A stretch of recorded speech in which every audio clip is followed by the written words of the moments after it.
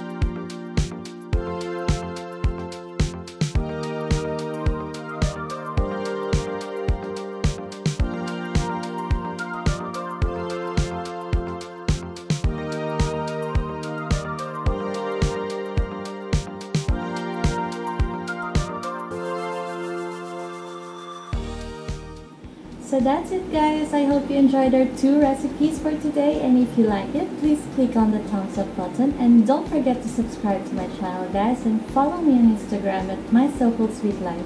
Thanks again, guys, for joining me, and I'll see you on my next one. Bye!